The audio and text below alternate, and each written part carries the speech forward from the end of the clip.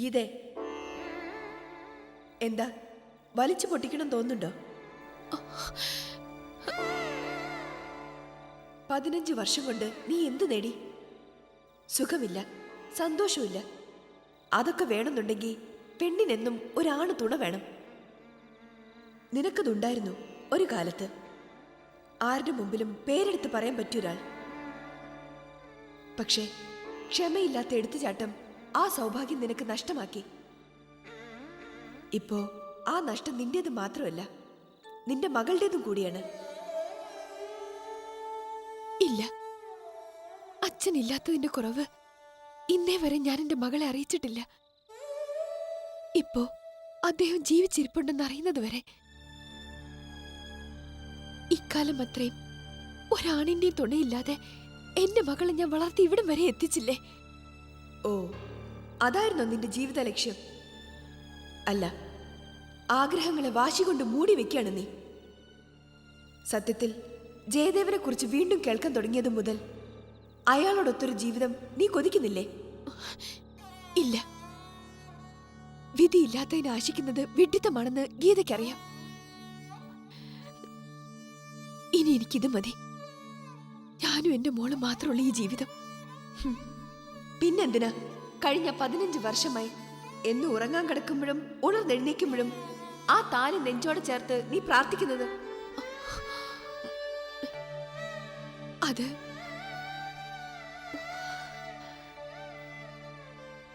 ഇന്നും നീ സുമംഗലിയാണെന്നുള്ള ഉറപ്പിനല്ലേ? ആ താലി കഴുത്തിലുള്ളിടത്തോളം ഒരു ഭാര്യയുടെ നിർവൃതി നിനക്ക് അനുഭവിക്കാം. പക്ഷേ ഇന്ന് വരെ അച്ഛന്റെ സ്നേഹവും ലാളനെ അറിഞ്ഞിട്ടില്ലാത്ത നിന്റെ മകൾക്കോ? അവൾക്ക് അവളുടെ അച്ഛനെ കാണിച്ചു കൊടുക്കാനുള്ള കടമ നിനക്കില്ലേ? ഇല്ല, എനിക്കതിനാവില്ല. തെറ്റുകൾ പറ്റിയിട്ടുണ്ട്. പക്ഷെ എന്നേക്കുമായി മറന്നു കളയാനുള്ള തെറ്റൊന്നും ഞാൻ അദ്ദേഹത്തോട് ചെയ്തിട്ടില്ല. ഇങ്ങനൊരുത്തി ഇപ്പോഴും കാത്തിരിക്കുന്നുണ്ടെന്നറിഞ്ഞല്ലോ. സ്നേഹം ഉണ്ടെങ്കിൽ ക്ഷമിക്കാനുള്ള മനസ്സുണ്ടാവണം. അങ്ങനെ വരുന്നെങ്കിൽ വരട്ടെ. അല്ലാതെ എന്റെ കുഞ്ഞിന്റെ പിതൃത്വത്തിന് വേണ്ടി ഞാൻ അങ്ങോട്ട് ചെന്ന് യാചിക്കൊന്ന് കരുതണ്ട. അമ്മേ,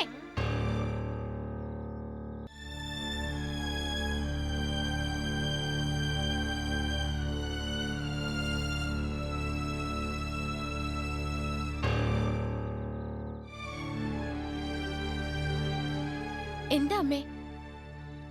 ആരോടാ അമ്മ സംസാരിച്ചേ? ഏയ്, ഒന്നുമില്ല. അതല്ല, അമ്മയ്ക്കെന്തോ. അമ്മയ്ക്കെന്താ ഭ്രാന്തായി പോയെന്ന് കരുതിയോ? ആ, ചിലപ്പോ ആയിരിക്കും. മുഴുവൻ ഭ്രാന്തായി കിട്ടിയ പിന്നെ ഒന്നും അറിയണ്ടല്ലോ. പരമസുഖം. അമ്മേ,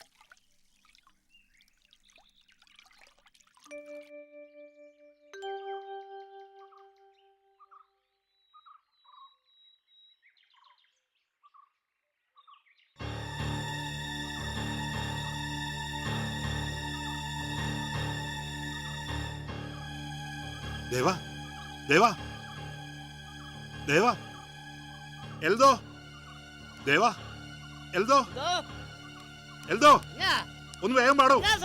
ദേവനെന്തോ അപകടം പറ്റിയിരിക്കുന്നു. ദേവാ, ദേവാ. കർത്താവേ, ചതിച്ചോ?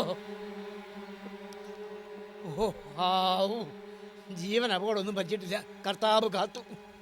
ഇതത് തന്നെ, സംശയിക്കണ്ട. എന്ത്? ഇന്നലെ രാത്രി സാർ ഇതിനകത്തിരുന്ന് എഴുതി കാണും. വെള്ളിയാഴ്ച അല്ലയോ തലയ്ക്ക് പ്രഹരമേറ്റ് തെറിച്ച് പുറത്ത് വീണത്? ഭാഗ്യം. അല്ലെങ്കിൽ ഒരു തുള്ളി ചോര പോലും ഈ ശരീരത്തിൽ ഇപ്പൊ ബാക്കി കാണത്തില്ലായിരുന്നു.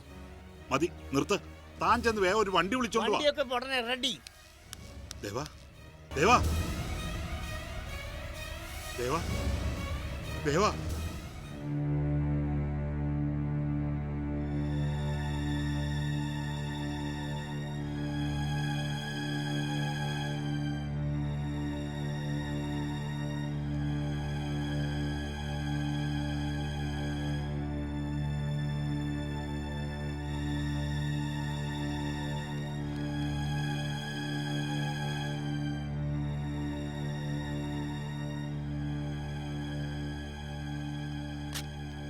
ഈ ഇഞ്ചക്ഷൻ ഉടനെ എടുക്കണം.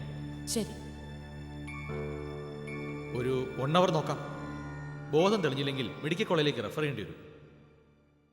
ഒരാൾ ഇവിടെ ഒബ്സർവേഷൻ ബൈസ്റ്റാൻഡറായി എപ്പോഴും ഉണ്ടാവണം. ശ്വാസത്തിന് എന്തെങ്കിലും തടസ്സം തോന്നുകയാണെങ്കിൽ ഉടനെ ഓക്സിജൻ കണക്ട് ചെയ്യണം. Yes doctor. ഇയാളെ ഇവിടെ കൊണ്ടുവന്ന ആളോടെ? ഞാനാ ഡോക്ടർ. ആ, സംഭവം നടന്നത് രാത്രിയിൽ എപ്പോഴെങ്കിലും ആയിരിക്കണം. ബോധം നഷ്ടപ്പെട്ടിട്ട് 6 മണിക്കൂറെങ്കിലും ആയിട്ടുണ്ട്. ഒന്നുകിൽ ശക്തമായ വീഴ്ചയിൽ സംഭവിച്ചത്, അല്ലെങ്കിൽ തലയ്ക്ക് ശക്തമായ പ്രഹരമേറ്റിട്ടുണ്ട്. പുറത്ത് കാര്യമായ ഫ്രാക്ചർ ഒന്നും കാണാനില്ലെങ്കിലും ഇന്റേണൽ ഇഞ്ചുറി ഉണ്ടോ എന്ന് ഉടനെ സ്കാൻ ചെയ്ത് നോക്കണം. ശരി ഡോക്ടർ, എന്തു വേണമെങ്കിലും ചെയ്യാം. അപകടമൊന്നും ഉണ്ടാവാതിരുന്നാൽ മതി.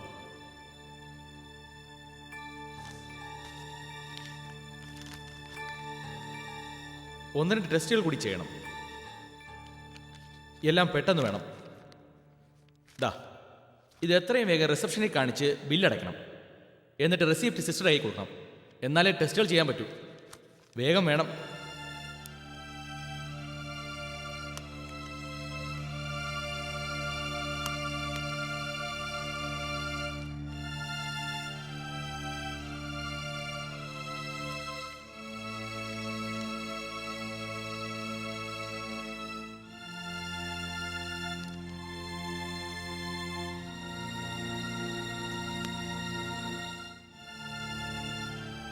എന്താ, നിങ്ങൾ ഇതുവരെ പോയില്ലേ? അത് ഡോക്ടർ, ഞങ്ങൾ പെട്ടെന്ന് വന്ന കാരണം അധികം കാശൊന്നും കരുതിയിട്ടില്ല. അത്രയധികം ഒന്നും വേണ്ടിവരില്ല. ഏറിയ ഒരു 3000 രൂപ. 3000? അതെ, പറഞ്ഞു നിൽക്കാനൊന്നും സമയമില്ല മിസ്റ്റർ. അല്പം കോംപ്ലിക്കേറ്റഡ് ആയ കേസായത്. കാശൊക്കെ നിങ്ങൾ എവിടെന്നെങ്കിലുമൊക്കെ ഉണ്ടാക്കണം.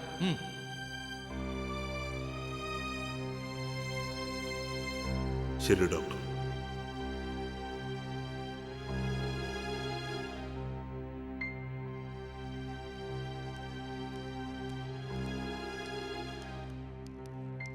ആഹാ, എന്താ സാറേ, എന്തായി?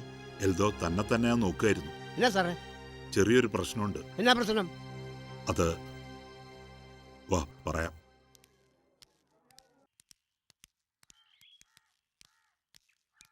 എന്താ സാറേ, എന്താ കാര്യം? അത്യാവശ്യം ചില ടെസ്റ്റുകൾ നടത്താൻ 3000 രൂപ ഉടനെ വേണം. എൻ്റെ കയ്യിൽ ചില്ലറ കാശേ ഉള്ളൂ. നാദിറെ ഉടനെ ഒന്ന് കോണ്ടാക്ട് ചെയ്യാൻ എന്താ വഴി? എന്നിട്ട് എന്നാത്തിനാ സാറേ മുംബൈയിൽ നിന്ന് കാശ് എത്തിയിട്ട് കാര്യം നടത്താൻ ഒക്കുവോ? അല്ല, അത് എന്തായാലും അവളെ ഈ വിവരം അറിയിക്കണ്ടേ. അതിൻ്റെ കൂടെ കാശിൻ്റെ കാര്യം കൂടി പറയാം. അവൾക്ക് കൊച്ചിയിൽ ബന്ധുക്കളുള്ളതല്ലേ. അല്ലാതെ കാശിൻ്റെ ആവശ്യം വീണ്ടും വന്നാൽ നമുക്ക് എന്ത് ചെയ്യാൻ പറ്റും? അതൊക്കെ പറ്റും സാറേ. ഇപ്പോഴത്തെ ടെസ്റ്റിന് വേണ്ടത് 3000 രൂപ ഇല്ലേ? എന്നാ സാറേ, ആ കാശാ 3000 അല്ല, ചിലപ്പോൾ അത് കൂടുതലും കാണും. എൽദോ, ഇത് ഈ എൽദോടെ ഇത്രയും കാലത്ത് സമ്പാദ്യം സാറേ. അതെപ്പോഴും ഞാൻ ഈ അരയെ കെട്ടിക്കൊണ്ടേ നടക്കും. എവിടെങ്കിലും വീണ് ചത്ത വലിച്ചു കുടിച്ചിരുന്നവർക്ക് കിട്ടിക്കോട്ടെ സാറേ. അല്ലാതെ എൽദോയ്ക്ക് എന്തിനാ സാറേ സമ്പാദ്യം? സ്വന്തം എന്ന് പറയാൻ ആകെ ഉള്ളത് അലഞ്ഞു തിരിഞ്ഞു നടക്കുന്ന കുറേ ആത്മാക്കൾ മാത്രമാണ്. അവറ്റൊക്കെ എന്തിനാ കാശ്? സാറിന് കൊണ്ടുപോയി ജെ ഡി സാറിന്റെ കാര്യങ്ങൾ നടത്തു.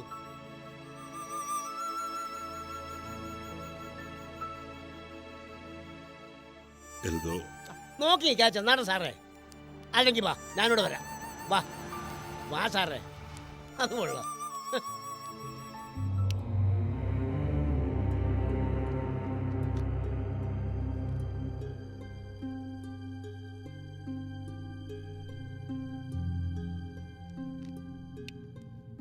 പ്ലോട്ട് ഒന്നും കാണാനില്ല. സത്യത്തിൽ എന്താ ഉണ്ടായത്? 8 മണിക്കൂറോളം ബോധം കെട്ട് കിടക്കാൻ മാത്രമുള്ള പ്രോബ്ലംസ് ഒന്നും ടെസ്റ്റുകളിൽ കാണാനില്ല. എന്നാൽ ഇവിടെ കൊണ്ടുവരുമ്പോൾ പേഷ്യന്റിന്റെ നില കോംപ്ലിക്കേറ്റഡ് സ്റ്റേജിലായിരുന്നു താനും. ഔട്ട് ഹൗസിന് പുറത്ത് ബോധം കെട്ടി കിടക്കായിരുന്നല്ലേ പറഞ്ഞത്? തീർത്തും പുറത്തൊന്ന് പറയാനാവില്ല ഡോക്ടർ. അകത്തും പുറത്തും അല്ലാത്തൊരവസ്ഥയിലായിരുന്നു. അകത്തുനിന്ന് പുറത്തേക്ക് തെറിച്ചു വീണ പോലെ. ഉം. ഈ ജയദേവൻ ആളൊരു പേടിക്കാരനൊന്നും അല്ലല്ലോ. ഐ മീൻ, വല്ലതൊക്കെ കണ്ട് പേടിച്ചുണ്ടായ മെന്റൽ ഷോക്കാണെന്ന് അറിയാൻ വേണ്ടിയാ. ഇല്ല ഡോക്ടർ, ജയദേവൻ പല രാത്രികളിലും ആ ഔട്ട് ഹൗസിൽ ഒറ്റയ്ക്ക് പോയി ഇരിക്കാറുണ്ടത്രേ. ഒരിക്കലും അത്തരം ഒരു മെന്റൽ ഷോക്ക് അവന് വരില്ലെന്ന കാര്യം ഉറപ്പാ. ഉം. എങ്കിൽ ആരോ മറഞ്ഞു നിന്ന് അയാളെ അറ്റാക്ക് ചെയ്തിട്ടുണ്ടെന്ന് വേണം കരുതാൻ. പ്രതീക്ഷിക്കാതെ ബ്രെയിൻ ഏൽക്കുന്ന ഇത്തരം ചില ഷോക്കുകൾ വളരെ അപൂർവമായിട്ടെങ്കിലും ചിലരിൽ ഇത്തരം ലോങ് സെഡേഷൻസ് ഉണ്ടാക്കാറുണ്ട്. ഏതായാലും സംഭവത്തിന്റെ ദുരൂഹത കണക്കിലെടുത്ത് പോലീസിലൊരു പരാതി കൊടുക്കുന്നത് നല്ലതാ. അത് എന്തായാലും ആദ്യം അവന് ബോധം തെളിയട്ടെ ഡോക്ടർ. ഒരുപക്ഷെ എന്താണ് സംഭവിച്ചതെന്ന് അവന് തന്നെ പറയാൻ കഴിയുമെങ്കിലോ.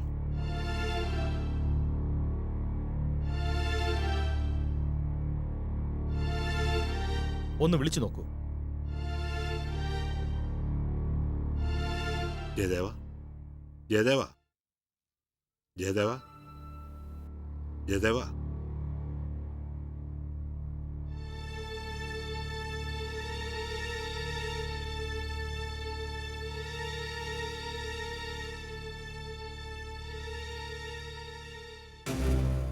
വേണ്ട, പെട്ടെന്ന് അങ്ങനെ എഴുന്നേക്കാൻ ശ്രമിക്കണ്ട. എന്താ ഉണ്ടായതെന്ന് സ്വയം ഒന്ന് ഓർമ്മിച്ചെടുക്കാൻ ശ്രമിക്കുക.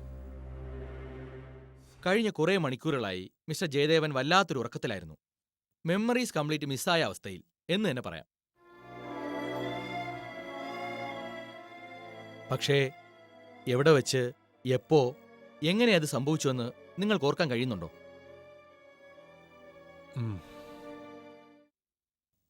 എനിക്ക് എല്ലാ കാര്യങ്ങളും ഓർമ്മയുണ്ട്.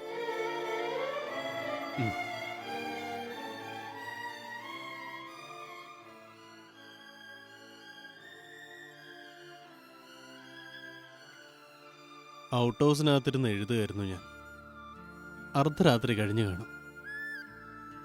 കായലില് തുഴകുത്തുന്ന ശബ്ദം എഴുത്തിന് അലോസരായി തുടങ്ങിയപ്പോൾ ഞാൻ എണീറ്റ് പതുക്കെ നടന്നു. വാതിൽ തുറന്നിട്ടിരിക്കുകയായിരുന്നു. പെട്ടെന്നൊരു നിഴൽ ഉള്ളിലേക്ക് കടന്നായി തോന്നി. നോക്കുമ്പോ തടിച്ച് നല്ല പൊക്കമുള്ള രൂപം. റിയാക്ട് ചെയ്യാൻ കഴിയും മുമ്പേ അടി വീണു. എന്റെ ഈശ്വര, ശരിക്കും മനുഷ്യൻ തന്നെയാണോ?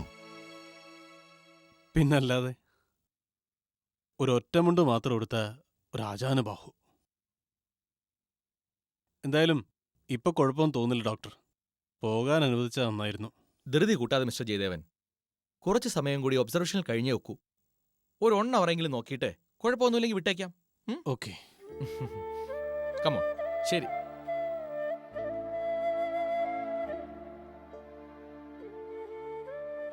ഏട്ടാ, ഒരു ആനയെ തിന്നാനുള്ള വിശപ്പുണ്ട്. ആദ്യം എന്തെങ്കിലും കഴിക്കണം, ബാക്കിയൊക്കെ പിന്നെ. ആയിക്കോട്ടെ, നീ ഇരിക്ക, ഞാനിപ്പോ വാങ്ങി വരാം.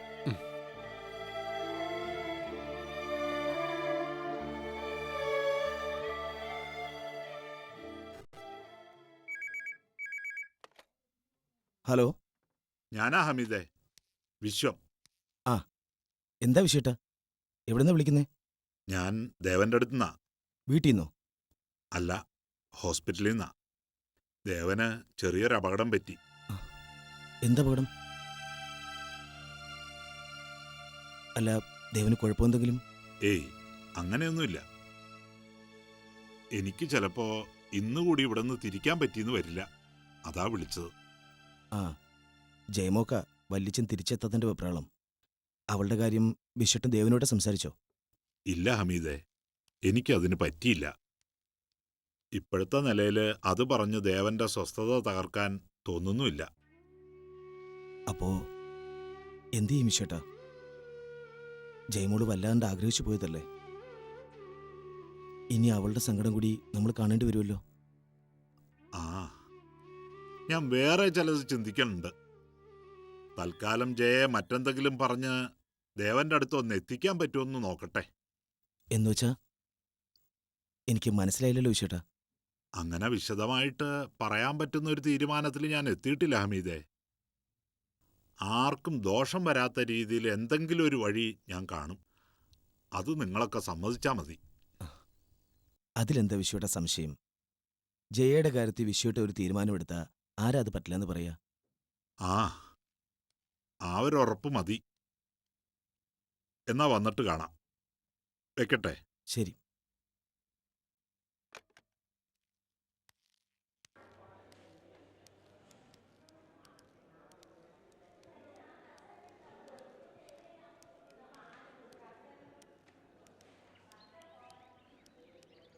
സത്യം പറഞ്ഞ ഇപ്പോഴാ എൻ്റെ ശ്വാസം ഒന്ന് നേരെ വീണത്. വയറ് നിറച്ച് ഭക്ഷണവും കഴിച്ച് ജയദേവൻ സുഖമായിട്ടൊന്ന് മയങ്ങുന്നത് കണ്ടപ്പോൾ. പക്ഷേങ്കിൽ ആ മയക്കം കണ്ടിട്ട് സ്വസ്ഥതക്കേടാ എനിക്ക് തോന്നിയത്. സ്വസ്ഥതക്കേടോ? അതെന്താ? എൻ്റെ സാറേ, ജയദേവൻ സാർ പറയുന്നത് പോലെ അർദ്ധരാത്രിയിൽ ഔട്ട് ഹൗസിൽ കയറി അദ്ദേഹത്തെ ആക്രമിച്ചത് ശരിക്കും ഒരു മനുഷ്യനാണെന്ന് സാറിന് തോന്നുന്നുണ്ടോ? പിന്നല്ലാതെ. എടോ, വിലപിടിപ്പുള്ള ഒരുപാട് പഴയ വസ്തുക്കൾ സൂക്ഷിച്ചിരിക്കുന്ന സ്ഥലമല്ലേ ഇത്? ദേവനെ ആക്രമിച്ചത് അതിനകത്ത് കയറിക്കൂടിയ വല്ല കള്ളനും ആയിരിക്കുമെന്നാ എനിക്ക് തോന്നുന്നത്. അത് സാറിന് ആ ഔട്ട് ഹൗസിനെ കുറിച്ച് ശരിക്കും അറിയാൻ മേത്തോണ്ട് പറയുന്ന. എൻ്റെ സാറേ, അതിനകത്ത് കയറി കക്കാൻ മാത്രം ധൈര്യമുള്ള കള്ളന്മാരൊന്നും ഈ ദേശത്തില്ല. അതെന്താ? അതിന് മാത്രം എന്താ അതിൻ്റെ പ്രത്യേകത? അതൊരു വലിയ കഥയാണ് സാറേ. പണ്ട് ബംഗ്ലാവിലെ കൊച്ചുങ്ങളെ പാട്ട് പഠിപ്പിക്കാൻ മാത്തുക്കുട്ടിച്ചായം കൂട്ടിക്കൊണ്ടുവന്ന വടക്കത്തിയുടെ കഥ. അവൾ ചത്തു കിടന്നത് ഔട്ട് ഹൗസിനടുത്തുള്ള മുളങ്കൂട്ടത്തിനടിയിലാണെങ്കിലും അവൾ ആത്മാവ് ഒരിക്കലും ആ ഔട്ട് ഹൗസ് വിട്ട് പോകത്തില്ല സാറേ. എന്നതാന്ന് വെച്ചാൽ അതിനകത്ത് അവളുടെ മകളുണ്ട്. അവൾ നൊന്ത് പ്രസവിച്ച അവളുടെ സ്വന്തം മകൾ. ഇപ്പോഴും ഉണ്ടെന്നാണോ? ആത്മാവ് അങ്ങനെ ധരിച്ചു വെച്ചിരിക്കുക സാറേ. ആ കൊച്ചിനെ വടക്കത്തി മരിച്ച ദിവസം തന്നെ മാത്തുക്കുട്ടിച്ചായം കൊണ്ടുപോയി ഏതോ അനാഥാലയത്തിൽ ഏൽപ്പിച്ചു. പക്ഷേ തനിക്കുണ്ടായ ഗതി തൻ്റെ മകൾക്കും വരരുതെന്ന് കരുതി വടക്കത്തിയുടെ ആത്മാവ് ഇപ്പോഴും ആ ഔട്ട് ഹൗസിന് കാവലിരിപ്പുണ്ട്. അതിനകത്ത് കയറുന്ന ഏതൊരാണിനെയും വകവരുത്താനുള്ള പ്രതികാരദാഹവുമായി. എനിക്ക് നിന്റെ ഈ കഥയൊന്നും അങ്ങോട്ട് വിശ്വസിക്കാനാവുന്നില്ല എൽദോ. വേണ്ട, ആരും വിശ്വസിക്കണ്ട. എല്ലാവരും അനുഭവത്തിൽ നിന്ന് പഠിച്ചോളൂ. അങ്ങനെ ആർക്കെങ്കിലും എന്തെങ്കിലും അനുഭവം ഉണ്ടായിട്ടുണ്ടോ അവിടെ? ഉണ്ട് സാറേ. വടക്കത്തിയുടെ മരണത്തിന് ശേഷം ആ ഔട്ട് ഹൗസിനെ ഇഷ്ടപ്പെട്ടിരുന്ന ഒരൊറ്റ മനുഷ്യനും പിന്നെ അധികാരം ജീവിച്ചിരുന്നിട്ടില്ല. അത് മനസ്സിലാക്കിയിട്ടാ മാത്തുക്കുട്ടിച്ചാൻ ആ മുറി പൂട്ടിയത്. പക്ഷേങ്കിൽ സാറിന് അനിയനത് തുറന്നു.